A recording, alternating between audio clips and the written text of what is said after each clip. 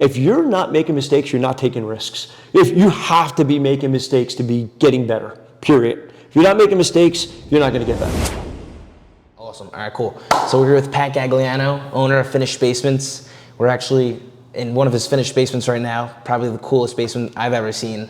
Pat, thanks for having us. Anytime. Awesome. This is, I've been looking forward to this. Awesome, good. So to kick things off, what does your typical workday look like? So for me personally, I pretty much oversee the company, but I don't do the day-to-day operations at this point. Right now, my son Nino and my daughter Brooke are heavily involved in the company. We also have like a full office staff and project managers and stuff like that. So a typical day for me is usually designing basements. That's what I still do.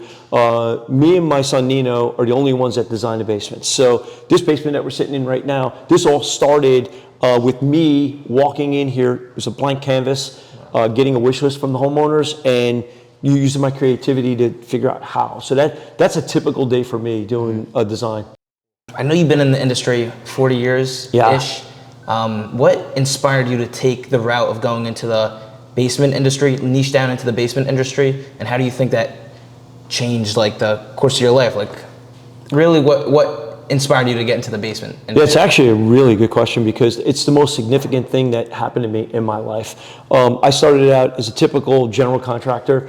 In the beginning doing residential, much like every other general contractor, doing kitchens and baths and this and that. Then I grew into becoming a commercial contractor. I actually built a lot of really, really big projects. Locally here, we got the Jackson Outlet Malls. I built phase 1, phase 2. I had a national account with Coach, building the Coach stores all over the country, or East Coast, I should say. And did a lot of large projects, colleges and hospitals. Wasn't really happy. I did that for probably the first 20 years, and we did it really well. And but I always finished basements here and there as a kid. And at one point I said, you know what? I had a very big company. We were doing probably about $15 million a year. I decided to close down. By the way, a very successful company. There was no reason to close it down except for the fact that I wasn't happy. And really, it just was like, my oldest daughter was going to high school, and I felt like I needed to be more involved in their lives, and that business wasn't allowing me to do it.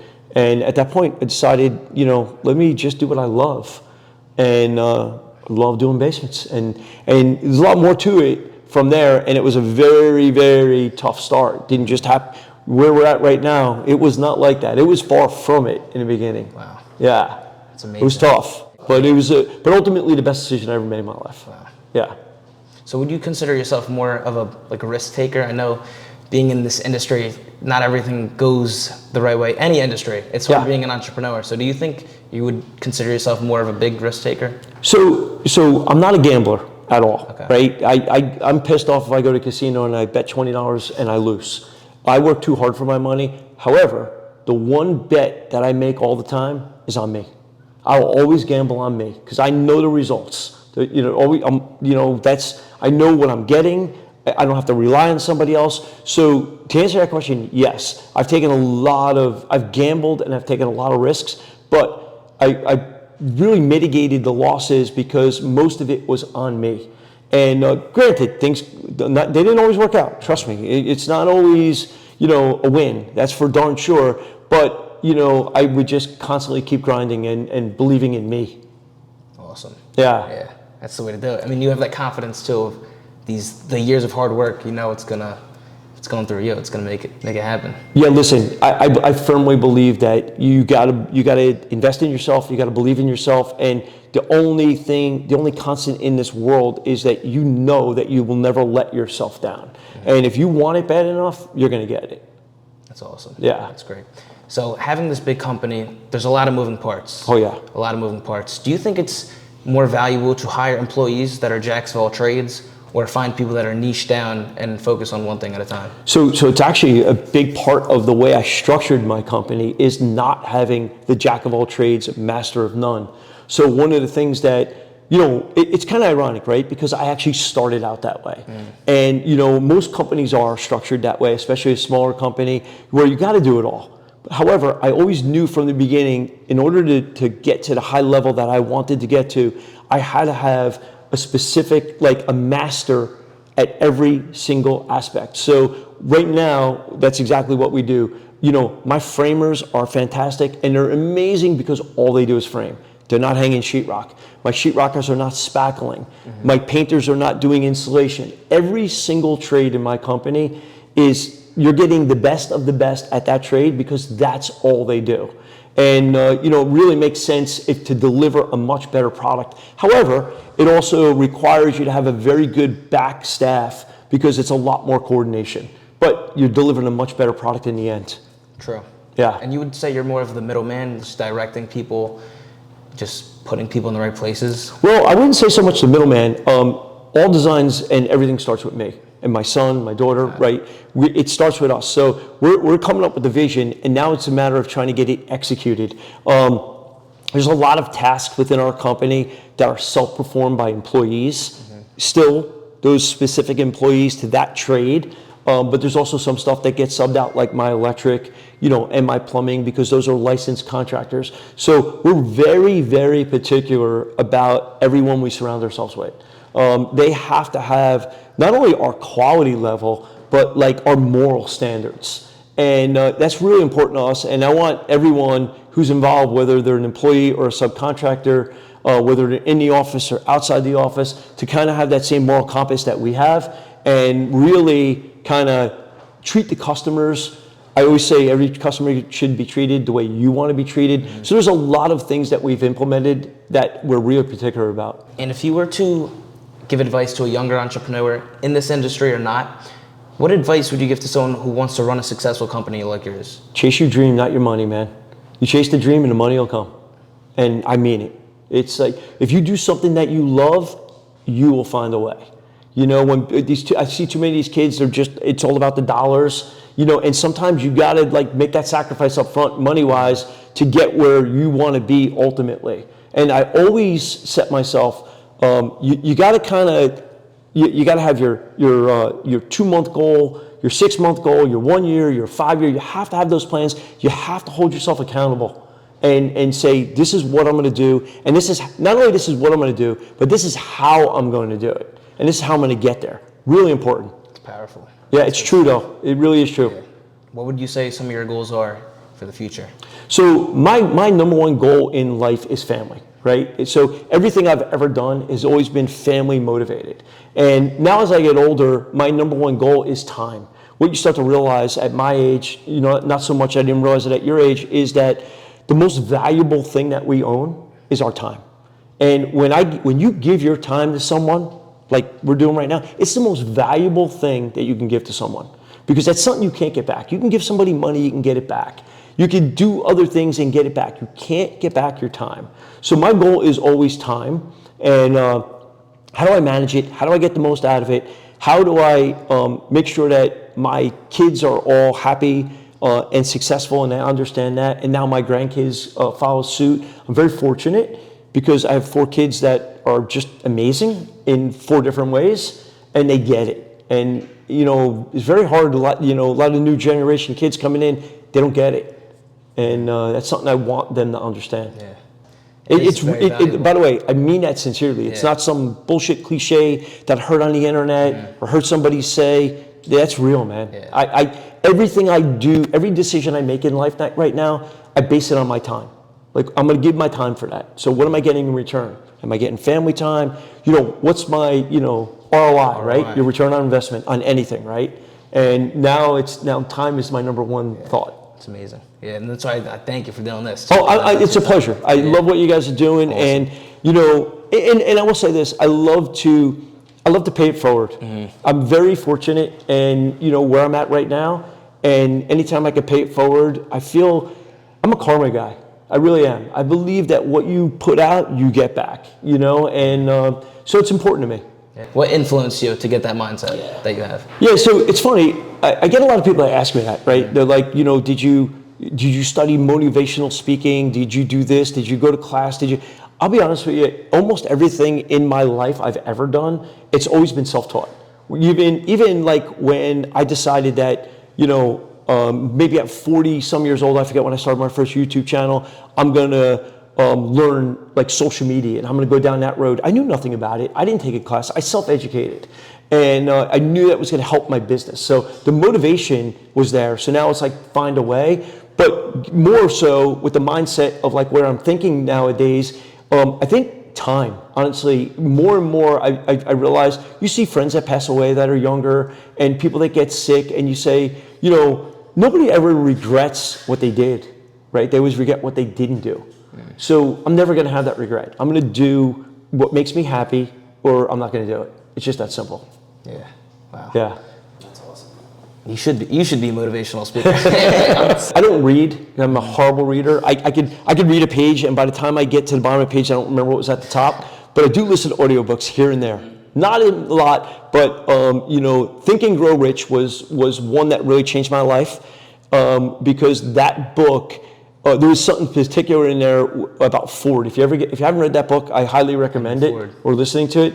Where Ford, who invented the assembly line, that actually a light bulb went off, and I used that motivation to turn. I feel like I was the first guy that took construction and turned it into assembly line from that book. And then the other one was The Secret, right? The Power of Attraction, man. It's like I made every one of my kids read that book the minute they could read. And they all believe like I believe, you know. Again, that's what you get, what you put back, and power of, you know. It's funny, man. Happened to me the other day. I was with my daughter, right? And I'm late for somewhere, and I'm like, yo, and we're trying to get through traffic, and she's like, Dad, relax. You're just getting more traffic. Like she put me back, and she's like, you know, it's the power of attraction. You know you're gonna get even later. And she goes, just calm down. We're cool. I'm like, you know what? You're right. And I just took a deep breath, and I was like, man, I am stressing myself out. We're gonna be late. And all of a sudden, traffic just opened up, and it's like, I mean, sure, it's coincidence, right? Yeah. But it's kind of weird, man. It's kind of weird when you really believe. It's crazy. What you think about. Yeah. It's so weird, I'm telling you. Achieve all that stuff. That's amazing. It's so friggin' true. Yeah. You know? I love it. Do you think college is still a good investment in today's day and age? College is the biggest scam in the world. I swear. Well, let me tell you, I sent all 4 of my kids to college, and they all went to do a 4-year degree. Part of that for me was the fact that no one in my family had ever gotten a college degree, including myself, my wife. College, I didn't even take my SATs because I knew I couldn't even get into college. I didn't have an aptitude for that. So part of the motivation for me with my kids going to college, it was probably more me, making me feel more like a success that I was able to do that for my kids. And, you know, I don't think, my son's a great example. He's the third of 4. He went to University of Alabama, and you know, he told me, he goes, Dad, I'm wasting my time here. Like, I'm coming back, I'm gonna run the business, I'm gonna be with you, I'm just losing 4 years. I said, well, get something else out of it then. Forget your education. And he did. He was extremely smart. Joined a frat, hooked up with a bunch of guys, made connections all over the country. By the way, if I told you how much they've paid off already financially for him, astronomical. Because what he did was he went networking, and he used to say, I said, what are you learning? He goes, I'm learning to finesse. I'm learning how to skill life. And he was learning. I said, listen, I don't care how you pass your class. I don't care about anything. I just want you to come out there a better person than you went in. And it wasn't like, oh, I got this degree and I learned how to friggin' do calculus. He didn't come out with that. But he was smart because he used that time to get a different sort of education. And his connections that he have right now are priceless. So, he's, you know, although it was a very expensive degree, everything else that came from it was more important than the actual degree. And he works for you too. He does. Well, I hate to say he works for me. I kind of feel like I'm now working for him. He's actually, you know, and I mean this sincerely, and I'm not saying because he's my son. I mean that with all my heart. I've trained countless amounts of people in my years. Carpenters that came from me. A lot of guys that are in business right now that are super successful. I follow up with, great. I've never had someone who picked it up the way he picked it up. And he was the first one. I've tried to teach the sales of the basements to sales guys, trying to hire. I tried to teach the design, how I design and come up with my concepts for the basement to people. Countless people I've tried to show that to. Nobody could get it. Nobody understood it the way I understood it. He grabbed it, and don't get me wrong, he worked with me, you know, through middle school, through high school, summers, weekends, in his summers of college, in his winter break at college. So he was always involved in it. but sometimes that's not enough. You either have it or you don't, and he truly, truly gets it. So I'm blessed with the fact that like what I do, he could do, and sometimes even better. Wow. Yeah, it's really true. He's got your blood too, so. He really does, and I say all the time, he's 27, I think 28 this month. I'm 59. I feel like he's me in my late 40s. So he did this, he cut this learning curve like by tremendously. So I'm excited to see what he's going to do with this company. And then on the other side, my daughter Brooke, who's also involved in the company, she has a business mind like no other. So she's taking this, between the two of them, he has a business mind too, don't get me wrong. I can't even imagine what they're going to do with this company in the next 20 years. It's like incredible. That's awesome. I want to sit back and watch. Yeah. We'll sit at this bar and just watch that. Someone sit right here with, I'm sure there's a couple bottles up there. That's awesome. Correct me if I'm wrong. He's the one that introduced the whole idea of social media. He did, to you, right? yeah. In college, I think it might have been his freshman year. He's like, hey, we got to get you on TikTok and we got to do this. And, you know, he brought a lot of stuff to my table. I remember Grant Cardone. He was, you know who he is, right? So he was just getting started, and Neil was like, Dad, you got to check out this guy. I'm investing with him, you know, and we got to get on social media. We might have just started a YouTube channel at that point, but it wasn't monetized yet. Actually, my daughter Gianna, my youngest, who also just graduated University of Alabama, she was the one that monetized the YouTube account. Oh, wow. So one thing about me is I'm listening. I'm always listening. I'm not that, a lot of guys my age, I remember when we were starting social media, my friends that were also in business, they were like, what are you doing? You're 40 years old. Like, what are you getting? TikTok, Instagram. Like, this is stupid. I'm like, all right, so then don't do it. Like, and you're going to be left behind. I'm always listening. You never know where a great idea is going to come from. If I'm in a basement and I'm designing and I'm talking to the homeowners and there are 11-year-old kids there and he says, hey, Dad, what, you know, and they're like, shush, shush. I'm like, no, let the kid talk. You freaking never know where an idea is going to come from. You know, so I'm listening. It sounds stupid, but I'm listening to kids. I'm listening to anybody because you just have to be open-minded and never have that tunnel vision. Yeah, that's amazing that you said that. Going back to like the Earl Nightingale stuff too, he always talks about how you need that kid mindset. It gets like washed away as you get older, but you're right. You need that kid mindset. There's a whole chapter of imagination. Yeah, I love hearing that because it's so true because they're so innocent and sometimes they'll say things that sound so stupid and you're like, what do you, and then you're thinking, you're like, wait a minute, actually, you know, let me move that into real life, you know, and sometimes there's a great idea born, you know, you just don't know. But I just got a huge job, $500,000 job from this couple in Pennsylvania, and they got me from their child who's 12 years old. He found me on TikTok. He heard his parents talking that they wanted to get their basement done. He connected them. That's amazing. And kid was amazing. I literally got the job because of this kid. That's crazy. Yeah. That's amazing. It's a true story. So that's the next question. How do you think social media has brought your business to the next level? It's astronomical what social media has done. I mean, I started in this business putting ads in church bulletins, like literally print was the only thing out there. The Yellow Pages was like the Bible for advertisement. And it's crazy when you think about how hard it was to reach somebody and your church bulletin, right? So maybe there's 500 people, members at church. So you got to do that here and here, there. Now I can make a post on social media and I can reach millions of people. And it happens to be millions of people interested in what I'm doing. So it's insane, you know, how much it's changed our business. It really, you know, we wouldn't be here, I don't think, if it wasn't for social media. Wow. That's awesome. Yeah. So I know you do a number of jobs and you're very passionate about what you do, but out of all the jobs you've done, is there a specific one job that you think you're most proud of? Yeah, so it's a good question again. So it's you would probably think like, oh my God, he's gonna be most proud of like a job like this. People that spent a ton of money and did all that. But ironically, I'm more proud of the basic basements that don't have a lot going on that are someone's dream. I did a job for a couple in Howell. It was probably the most basic job I've ever did in my life. And there was nothing to it. But to these people, it was their world. When we were done, they literally were crying and saying like, you made our dreams come true. And like, and what this meant to them was so much. And to us, it was just so nothing, but to them, it was so everything. And I was like, I think about that basement more than I think about these basements because it had so much meaning to them and it meant everything. So I'm proud of stuff like that. That's awesome. I really am. What do you think has been the coolest basement you've done? Oh my God, I don't even know where to begin. There's so, I mean, you know what's funny? We keep topping the coolest basement every time. So like, I remember it started out, really our big thing in social media was I did a slide into somebody's basement. And that was probably the big social media thing that took off, that really kind of put us on the map social media wise. And it was unique. And then right after that, I'm like, all right, I got to do something better.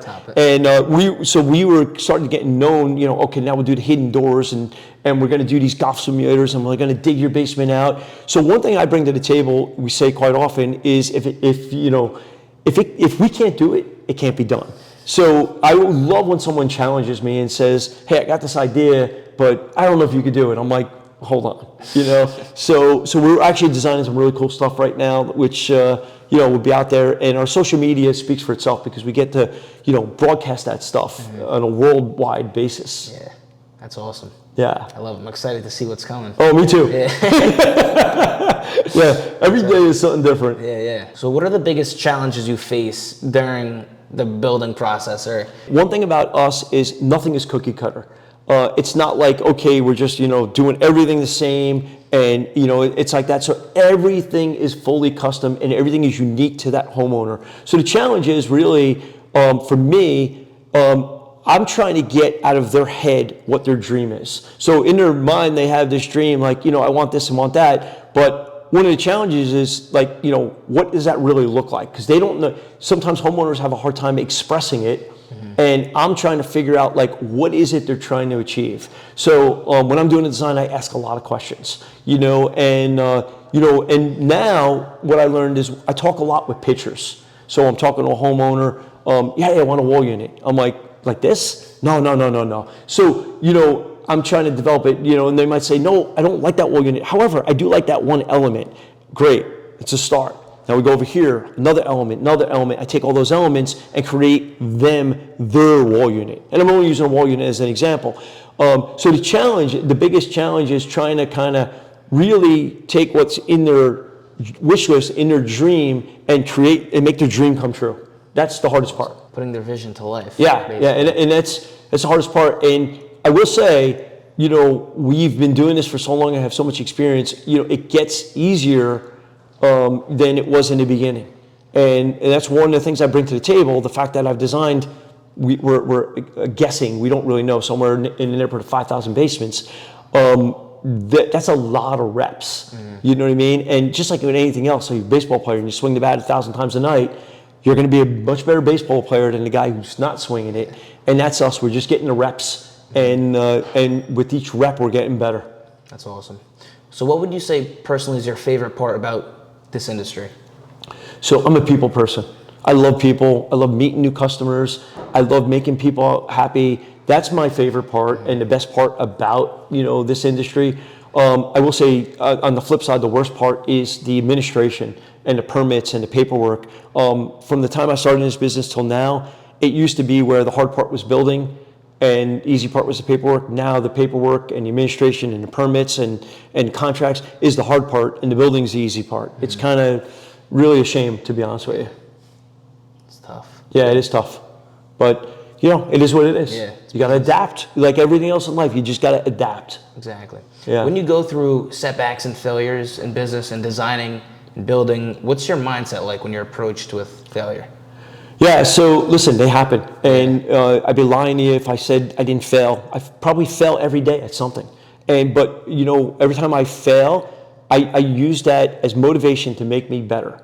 Most people, you fail, oh my God, I'm done. And when I say fail, I'm not, make a mistake. I'm far from perfect. If you're not making mistakes, you're not taking risks. If you have to be making mistakes to be getting better, period. If you're not making mistakes, you're not going to get better. So, but you got to know that when you do make that mistake, okay, what did I do wrong? How am I fixing it? How's this making me better? There's all these positives that come from failures. And the failures are probably more important than the success, because that's what motivates you and makes you better.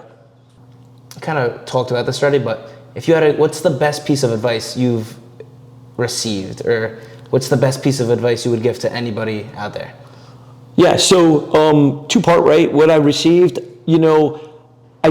honestly, I never really had, a true mentor rather in the industry. It's funny though, what changed my life mentally is believe it or not, when I was a freshman in high school, I was not the greatest kid in the world, and I had two roads to go down. And the guy who was the high school wrestling coach, actually to this day is one of my mentors and one of my friends, and changed my life because he taught me hard work and determination. I wasn't a great wrestler, but he taught me to never quit and to, no matter what, give it 100% and work hard. And, one of the greatest quotes in the world that I've ever heard is a greatest wrestler in the world, Dan Gable, right? Once you've wrestled, everything else in life is easy. I got to tell you, it's really true. If you are truly in that room and giving your heart and soul, I'm telling you, the hardest things in the world I ever had to do was work my life into a sport and not be successful at it.